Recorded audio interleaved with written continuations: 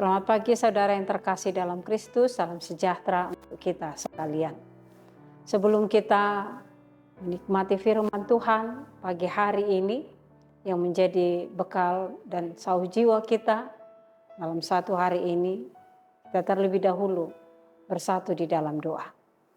Damai sejahtera Allah yang melampaui segala akal, itulah yang memelihara hati dan pikiranmu di dalam Kristus Yesus Tuhan kita. Amin. Jemaat terkasih dalam Kristus, firman Tuhan yang menjadi renungan bagi kita pada hari ini, Rabu 3 April 2024, tertulis di dalam Injil Matius pasal 5 ayat 4. Demikian firman Tuhan. Berbahagialah orang yang berduka cita, karena mereka akan dihibur. Bahasa Batak dikatakan, martua mana marsak roha, Aisyah pula do nasida. Saudaraku di dalam Kristus, kata berbahagia sangat sering kita dengar. Dikala seseorang menerima hal yang banyak diimpikan selama ini.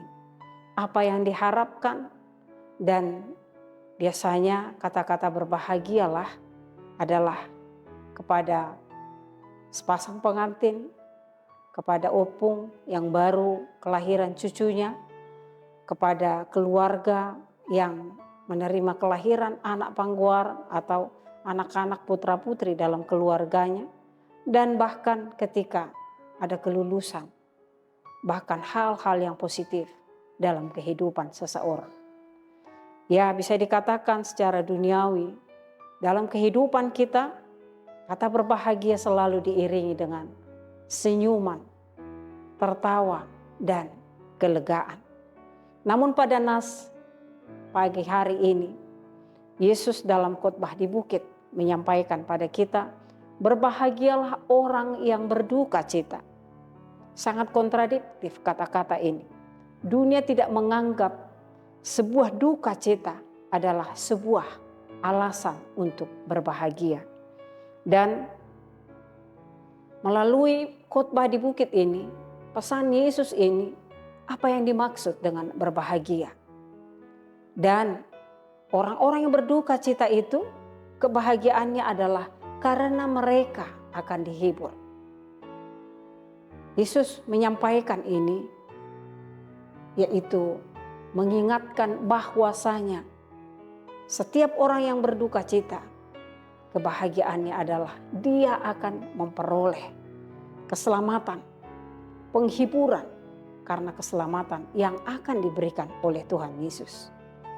Saudaraku, berduka cita sering identik dengan menangis murung.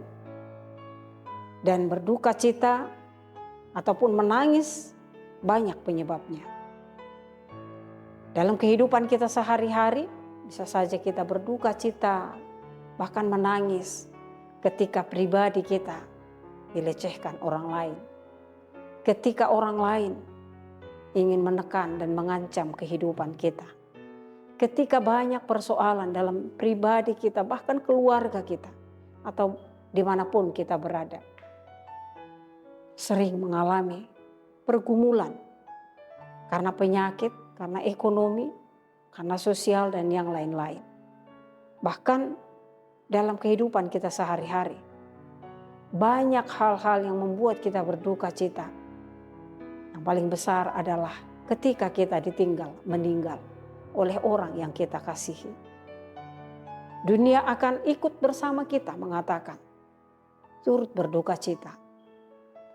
Namun bukan sesimpel itu yang mau dikatakan oleh khotbah di bukit dari Yesus Kristus untuk kita saat ini.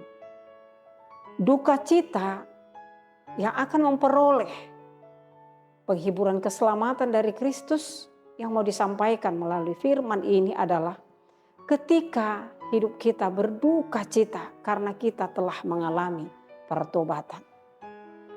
Ketika kita bertobat, kita akan menangis dan berduka karena menyesali segala kesalahan, perbuatan dosa yang pernah kita geluti dan kita berpaling kepada Kristus. Kebertobatan itu membuat rasa sedih, rasa penyesalan yang dalam. Duka cita yang seperti itu. Dan yang kedua, kita berduka cita yang disampaikan di sini adalah orang yang berduka cita itu karena konsekuensi dosa yang sudah ditetapkan dari awal. Upah dosa adalah maut.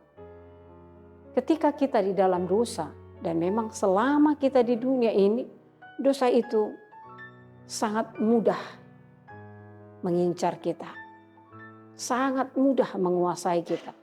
Karena memang hakikatnya manusia adalah makhluk berdosa. Upah dosa adalah maut, yang mau dikatakan ketika kita berdosa, kematian yang akan menanti kita. Duka cita yang sangat dalam. Jadi berbahagialah kau akan memperoleh penghiburan ketika menyadari perbuatan dosamu dan engkau membutuhkan penghiburan. Dan pasti akan berduka cita ketika ada penganiayaan yang ada pada kita.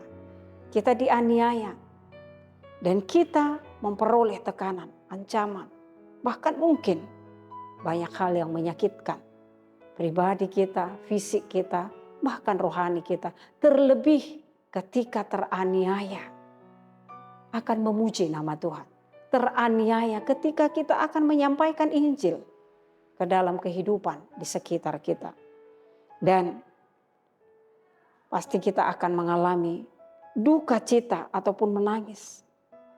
Ketika begitu besar cinta kita kepada Kristus, rasa peduli kita kepada pelayanan di gereja, tetapi ada yang menghalangi. Ada yang menghambat, bahkan ada yang tidak menginginkannya. Bahkan bisa jadi banyak yang berencana untuk menghentikan setiap cinta kasih kita itu. Setiap pelayanan kita itu kepada Kristus. Saudaraku, jika kita ada pada posisi itu, pada posisi duka cita yang disampaikan oleh Yesus dalam khotbah di bukit dan saat ini hadir dalam hidup kita, tetaplah tenang, tetaplah kuat dan setia, jangan pernah tinggalkan Kristus. Tetaplah memuji memuliakan Dia. Ingatlah saudaraku, apapun yang kita alami tetaplah berpengharapan kepada Kristus. Apapun yang harus kita hadapi, tetaplah beriman pada Kristus. Kita masih punya pengharapan yang hidup padanya. Dia senantiasa ada pada kita. Tuhan akan menghibur dan menyelamatkan kita. Amin. Kita berdoa. Terima kasih Tuhan Yesus untuk firman-Mu yang mengingatkan dan meneguhkan jiwa kami saat ini. Agar tetap setia dan berpengharapan kepadamu. Karena apapun duka cita dan kesedihan yang kami jalani dan yang kami hadapi dalam kehidupan kami. Kami yakin dan percaya Engkau yang akan menghibur kami. Engkau yang akan menyelamatkan kami. Terima kasih Tuhan atas pengharapan dan kekuatan yang Engkau berikan bagi kami di pagi hari ini, di hari ini. Hanya dalam nama-Mu yang kudus kami berdoa dan bersyukur. Anugerah Tuhan kita Yesus Kristus, kasih setia Allah Bapa serta persekutuan Roh Kudus kiranya menyertai kamu sekalian. Amin.